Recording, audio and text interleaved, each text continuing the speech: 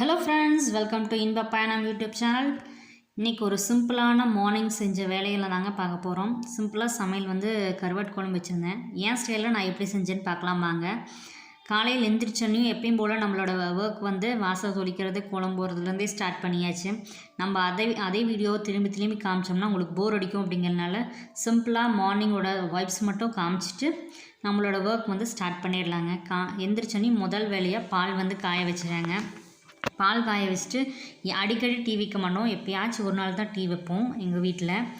பால் நல்லா காய்ஞ்சதுக்கப்புறம் எடுத்து வச்சுட்டு டீ ஊற்றி வைக்கிறேங்க. இது மாதிரி ஒரு தடவை ட்ரை பண்ணி பாருங்கள். எப்பயும் போல் நம்மளுக்கு அளவு தண்ணியும் பாலும் எவ்வளோ அளவு வேணுமோ அதை ஊற்றிட்டு சர்க்கரையும் தூளையும் போட்டு அடுப்பில் வைக்காமல் உள்ளுக்க போட்டு மிக்ஸ் பண்ணி விட்டதுக்கப்புறம் நீங்கள் அடுப்பில் வச்சு சூடு பண்ணி பாருங்கள். அந்த டீயோட டேஸ்ட்டே வேறு லெவலில் இருக்கும். அதே மாதிரி கொஞ்சோண்டு ஒரே ஒரு ஏலக்காய் மட்டும் தட்டி உள்ளுக்கு போட்டுக்குங்க.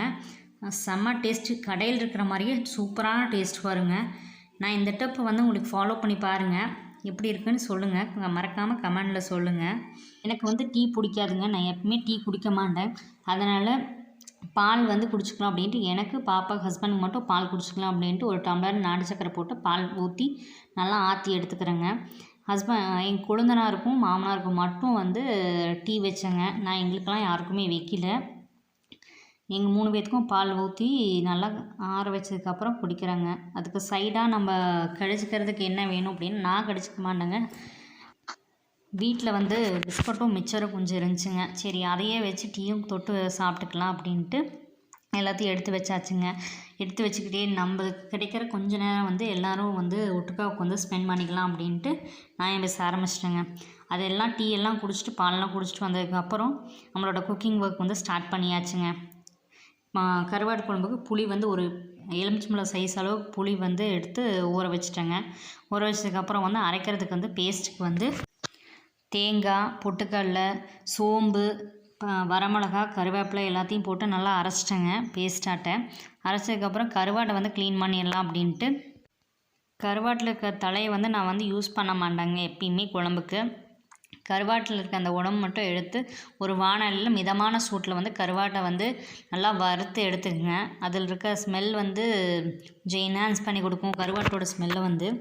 நான் எப்பவுமே இப்படி தான் யூஸ் பண்ணுவேங்க. நீங்களும் ஒரு தடவை ட்ரை பண்ணி பாருங்கள். கருவாட்டு நல்லா ஃப்ரை பண்ணதுக்கப்புறம் நல்லா சுடுதண்ணியில் உள்ளுக்கு போட்டு எடுத்துக்கங்க. வீடியோ திரும்பிடுச்சுங்க, நானும் பார்க்காத வீடியோ ரெக்கார்ட் பண்ணிட்டேன். கொஞ்சம் அட்ஜஸ்ட் பண்ணி பார்த்துக்குங்க. கடாயில் எண்ணெய் ஊற்றி கடுகு கொஞ்சம் போட்டு வெங்காயம், அதாவது சின்ன வெங்காயம் ஒரு 10 சின்ன வெங்காயம், ஒரு 4-5 பெரிய பல் பூண்டு எடுத்து குழம்புக்குள்ளே போட்டுக்கிறேங்க. கருவாட்டு குழம்புக்கு சின்ன வெங்காயம் யூஸ் பண்ணிங்கன்னா சூப்பராக இருக்கும் குழம்பு. அதுக்கப்புறம் பச்சை மிளகாவும் கருவேப்பிலையும் போட்டு நல்லா தாளித்து விட்டுக்குங்க.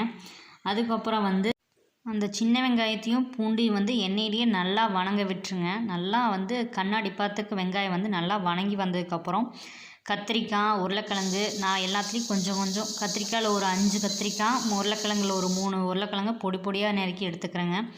நல்லா எண்ணெயிலேயே கத்திரிக்காய், உருளைக்கிழங்கு நல்லா வணங்க விட்டுருங்க. அப்போ தான் நல்லாயிருக்கும் குழம்பு.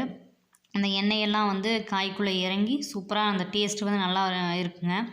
அதுக்கப்புறம் உப்பு காய் வணங்குறதுக்கோசரம் உப்பு, மஞ்சத்தூள் மட்டும் போட்டு நல்லா வணங்கி விட்டுங்க.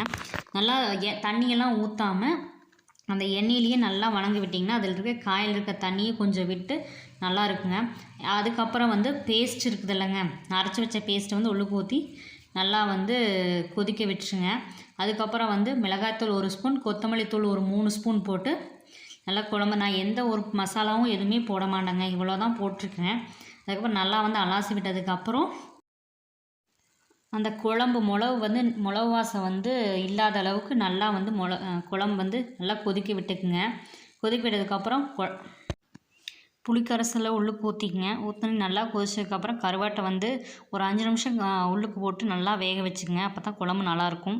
நிறைய பேர் கருவாட்டு குழம்புக்கு மாங்காய் போடுவாங்க, சூப்பராக இருக்குன்னு சொல்லுவாங்க. எங்கிட்ட மாங்காய் இல்லாதனால நான் கருவாட்டு குழம்புக்கு மாங்காய் யூஸ் பண்ணலைங்க. உங்கள்கிட்ட இருந்துச்சுன்னா மறக்காமல் யூஸ் பண்ணி பாருங்கள். இந்த வீடியோ உங்களுக்கு ரொம்ப பிடிச்சிருக்குன்னு நம்புகிறேன். தேங்க்யூ ஃபார் வாட்சிங்.